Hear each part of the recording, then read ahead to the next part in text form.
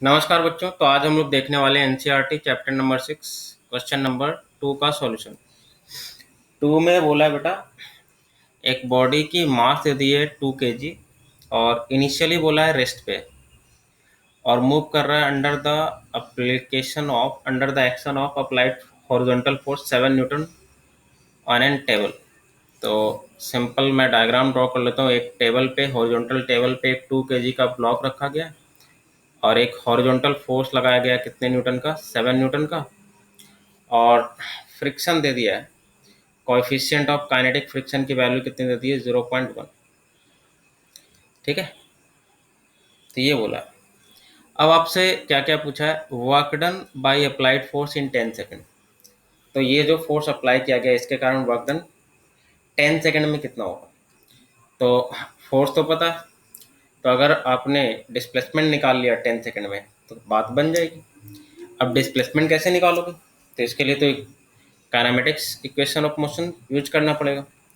तो सबसे पहले तो आप सोचो कि आप इस पे इधर की तरफ फोर्स लगा रहे हो, तो बदले में काइनेटिक फ्रिक्शन इधर की तरफ अपोज करना, इधर की तरफ लग रहा होगा, है ना। काइनेटिक फ्रिक्शन की ही बात किया है ना। काइनेटिक फ्रिक्शन मतलब ऑब्वियसली इसका वैल्यू 7 से क्या आना चाहिए, कम आना चाहिए, तभी तो ये जा सकता है, अदरवाइज फिर जाएगा नहीं। तो इसकी वैल्यू निकाल लो। इसकी वैल्यू कितना आएगा, म्यू के इंटू एन। एन की वैल्यू कितना बेटा, तो एन ऊपर, एम जी नीचे। एम जी कितना नीचे की तरफ, तो एम इंटू जी 20। ठीक है, तो 20, तो ये कितना आ गया, 2। 2 से अपोज कर रहा है। इसका मतलब इस ऑब्जेक्ट पे, 2 kg वाले ऑब्जेक्ट पे नेट फोर्स कितना लग रहा है, 5 का। क्यों, क्योंकि 7 इधर राइट साइड जबकि 2 पीछे की तरफ, तो नेट कितना, तो 7 माइनस 2, नेट 5 इधर की तरफ। मतलब हम लोग ऐसे जूम कर सकते हैं कि 2 kg वाले ऑब्जेक्ट पे नेट फोर्स 5 लग रहा है ना। अब कोई फ्रिक्शन नहीं, पूरा नेट फोर्स हमने दिखा दिया। ठीक है, आपको निकालना है क्या, आपको निकालना है डिस्प्लेसमेंट निकालना है। तो हम लोग सिंपली कौन सा यूज करेंगे, अब यहाँ पे पता करना पड़ेगा। देखिए इनिशियली एट रेस्ट दे दिया है, तो सबसे पहले तो यू 0 दे दिया। ए आप निकाल लोगे यहाँ से, एक्सेलरेशन इक्वल टू क्या होता है, नेट फोर्स, है ना, ये ध्यान रखिएगा। ऑलवेज कितना होता है, नेट फोर्स। नेट फोर्स का मतलब इस पे जितने भी फोर्स लग रहे हैं सबका नेट। तो देखो एन और एम जी तो कैंसिल आउट हो गया, तो इसको नहीं ले रहे। ठीक है, और राइट साइड में कितना हो गया, 7 एंड लेफ्ट साइड में 2, तो इसका नेट कितना हो गया, 5। ये ध्यान रखिएगा, 5 is net force, net resultant. ये दोनों कैंसिल आउट हो गया, है ना, तो उसको लो नहीं लो कोई फर्क नहीं पड़ता। तो एक्सेलरेशन कितना आ जाएगा,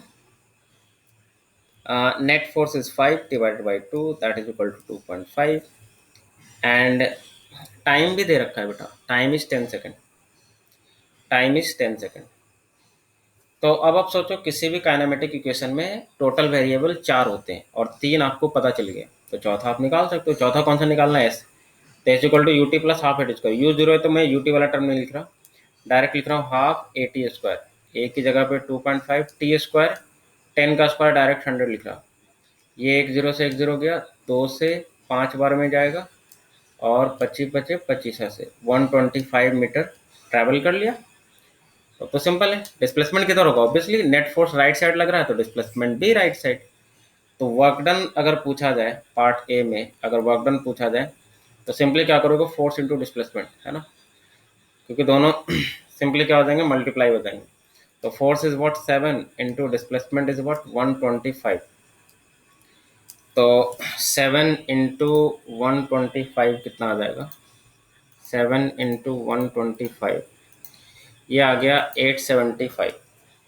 तो 875 यूनिट क्या हो जाएगा, तो या तो फोर्स का हो गया न्यूटन, मीटर लिखो, या क्या लिखो आप, जूल लिख लो। ठीक है, सेकंड में बोला है work done by friction in 10 second. अब सोचो फ्रिक्शन के कारण निकालने के लिए बोला गया, तो फ्रिक्शन भी इस पे लग रहा है कंटिन्यूसली, है ना। फ्रिक्शन भी इस पे कंटिन्यूसली लग रहा है बेटा। सिर्फ फ्रिक्शन के कारण अब देखना है ना। पहले क्या था, अप्लाइड फोर्स के कारण, तो पहले अप्लाइड फोर्स के कारण लगा लिया। सर अप्लाइड फोर्स के कारण फ्रिक्शन क्यों लिया, तो एक्सेलरेशन निकालने में नेट फोर्स की रिक्वायरमेंट होती है, ये आपको पता होना चाहिए ना। बहुत बार बच्चे लोग पूछ देते हैं कि सर ये एक्सेलरेशन जब वर्क डन 7 न्यूटन के कारण पूछा है तो एक्सेलरेशन भी 7 न्यूटन के कारण निकालिए। ऐसा नहीं होता। एक्सेलरेशन जब भी निकालेंगे तो कैसे निकालेंगे, नेट फोर्स के कारण निकलता है ना, ये नहीं कि 7 न्यूटन के कारण निकला। हाँ, वर्क डन 7 के कारण निकाल सकते हैं, है ना, फ्रिक्शन के कारण निकाल सकते हैं, नॉर्मल के कारण निकाल सकते हैं, एमजी के कारण निकाल सकते हैं, बट एक्सेलरेशन जो होगा ऑलवेज नेट फोर्स के कारण ही निकाला जाएगा, है ना। तो वही बात है। तो यहाँ पे फ्रिक्शन किधर लग रहा है बेटा, अब फ्रिक्शन पीछे की तरफ लग रहा है, और वो आप ऑलरेडी निकाल चुके हो, कितना, 2 ऑलरेडी ऊपर में निकाल चुके थे हम लोग, कितना लग रहा था, 2, ये वैल्यू। अच्छा, डिस्प्लेसमेंट भी आपको ऑलरेडी पता चल गया है, राइट साइड ही तो होगा ना, देखो नेट फोर्स तो राइट साइड ही लग रहा है इस पे, ये भी लग रहा है 7 न्यूटन का भी लग रहा है, बट 7 को मैं क्यों नहीं दिखा रहा, क्योंकि मुझे 7 के कारण निकालना ही नहीं है, मुझे तो 2 के कारण निकालना है। नहीं तो आप लगा दो कोई दिक्कत नहीं है, 7 लगा दो, मतलब नेट कितना है, 5, मतलब ये तो आपको पता चल रहा है कि नेट इधर की तरफ जा रहा है। नेट कितना गया बेटा, 125 मीटर, 10 सेकंड में ये कहीं ना कहीं यहाँ पे पहुंच गया। तब आप बताओ फ्रिक्शन के कारण वर्क डन क्या होगा, फ्रिक्शन हमेशा पीछे की तरफ लग रहा है जबकि डिस्प्लेसमेंट राइट साइड हो रहा है, तो वर्क डन क्या होगा, वर्क डन अब नेगेटिव हो जाएगा। सिंपली आप यूज करोगे, वर्क डन क्या हो जाएगा, एफ एस कॉस थीटा अगर आप यूज करते हो तो दोनों के बीच का एंगल कितना हो जाएगा, 180, अपोजिट डायरेक्शन में हो गया, displacement right side, force left side. तो फ्रिक्शन कितना लग रहा है बेटा, 2, 7 नहीं लेंगे, फ्रिक्शन के कारण पूछा है तो 2, लेकिन डिस्प्लेसमेंट मैंने पूरे के कारण निकाला है ना, मतलब नेट फोर्स के कारण ही निकलेगा। तो डिस्प्लेसमेंट कितना आ गया, 125 कॉस 180, कॉस 180 क्या होता है, -1, ये कितना आ जाएगा, -250 जूल, 250 जूल और newton meter. Next is what, C में work done by net force. अब देख नेट फोर्स कितना लग रहा है, 5, नेट फोर्स में एन और एम जी भी आ जाएगा ना, कैंसिल आउट, वो तो कैंसिल आउट हो गया, कोई दिक्कत नहीं। मतलब इस सिस्टम का नेट फोर्स अगर पूछा जाए तो वो राइट साइड में लग रहा है, सब कुछ कैंसिल आउट करके 5 न्यूटन का। तो बहुत ही आसान है सर ये तो, सी वाला पार्ट तो और भी आसान है, मतलब सेम ही है, और भी आसान नहीं, मतलब सेम ही कैटेगरी किया है ना। अब अगर ए और बी को आसान बोलोगे तो ये भी आसान होगा। अब देख, नेट फोर्स अब मुझे दिखाना है, तो नेट फोर्स दिखा दिया मैंने, ठीक है।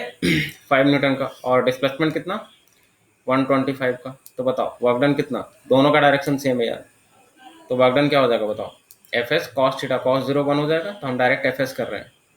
एफ की वैल्यू कितना, हालांकि एफ की वैल्यू 5 है, पहले डिस्प्लेसमेंट लिख दिया मैं, तो कोई दिक्कत नहीं, 125 इंटू 5, तो लगभग कितना हो जाएगा, 625 है ना, 625 न्यूटन मीटर पॉजिटिव में आएगा, ठीक है। सी हो गया बेटा। डी में बोला है change in kinetic energy of the body in 10 second. अब चेंज इन काइनेटिक एनर्जी में निकालना है, तो चेंज इन काइनेटिक एनर्जी निकालने के तरीके बहुत सारे, कैसे निकालोगे, एक तो इनिशियली दे दिया रेस्ट पे, तो एक तो क्या करो, काइनेमेटिक्स इक्वेशन लगाओ, फाइनल स्पीड निकाल लो, है ना। एक तो क्या करो, तुम्हारे पास सबसे सिंपल सा मेथड क्या है कि तुम्हें सब कुछ पता है, काइनेमेटिक्स इक्वेशन लगाने में फोर्स की रिक्वायरमेंट नहीं होती, किसकी रिक्वायरमेंट होती है, एक्सेलरेशन की होती है, जो आपने नेट फोर्स के थ्रू एक्सेलरेशन निकाला होता है। तो एक्सेलरेशन तो आपने ऑलरेडी निकाल चुका है ना, 2.5, तो एक्सेलरेशन तो आप ऑलरेडी निकाल चुके हो 2.5, u is what, 0, and time is given what, 10 second, time is given what, 10 second, 10 second में कहीं ना कहीं पे होगा बेटा ये, यहाँ पे t इक्वल टू 0 मान लिया, यहाँ पे t इक्वल टू 10 सेकेंड मान लिया, तो अब ये v कितना आएगा बताओ, तो v इक्वल टू सिंपली क्या करोगे, u plus A T, you तो 0 हो गया, प्लस ए की वैल्यू पता है 2.5 इंटू टी की वैल्यू कितना 10, तो वेलोसिटी कितना आ गया 25। अब सोच, initial kinetic energy 0, final kinetic energy तुम निकाल सकते हो हाफ mv² करके, बजाते कि मास देना चाहिए, मास दिया है कि नहीं दिया, हाँ मास दे दिया 2 kg, ठीक है। तो फाइनल काइनेटिक एनर्जी कितना आ जाएगा बेटा, हाफ mv², 25 का स्क्वायर 625, 2 से 2 कैंसिल आउट, तो 625 जूल। काइनेटिक एनर्जी का भी यूनिट क्या होता है, जूल। इनिशियल काइनेटिक एनर्जी क्या है, 0 है, तो डिफरेंस भी करोगे तो उतना ही आएगा। या आप ऐसे भी निकाल सकते हैं, ये तो हो गया चेंज इन काइनेटिक एनर्जी। या work done by all forces, work energy theorem अगर आपने पढ़ा है तो work done by all forces equal to भी कर सकते हो क्या, चेंज इन काइनेटिक एनर्जी होता है, ये आपने पढ़ा है work energy theorem. Work done by all forces में क्या आ जाएगा, तो टोटल नेट फोर्स के कारण, नेट फोर्स के कारण वर्क डन आप ऑलरेडी सी पार्ट में निकाल चुके हैं, कितना है ये देखिए नेट फोर्स के कारण ही तो वर्क डन निकाला था ना 625, तो this is 625 and that is equal to simple change in kinetic energy. तो अगर ये आप जानते तो ये वाला कैलकुलेशन से बच जाते आप, लास्ट वाला जो ये वाला आपने कैलकुलेशन किया इतना, ठीक है। तो आपकी ये सिचुएशन आपको क्लियरली समझ में आया होगा। तो यहाँ पे आप देखिए रियलिटी में बोला है कि इंटरप्रेट योर रिजल्ट। तो यहाँ पे आप देखिएगा बेटा work done by this friction क्या आ रहा है, नेगेटिव आ रहा है, वर्क डन बाय एन क्या आएगा, जीरो आएगा, ऑब्वियसली 90 डिग्री, एम जी के कारण वर्क डन जीरो, इसके कारण वर्क डन पॉजिटिव आएगा। अब आप सोचिए कि इसकी काइनेटिक एनर्जी पॉजिटिव आ रही है, बढ़ रही है काइनेटिक एनर्जी, मतलब ओवरऑल अगर देखा जाए सिस्टम पे नेट एक्सटर्नल फोर्स के कारण अगर देखा जाए तो वर्क डन पॉजिटिव आ रहा होगा।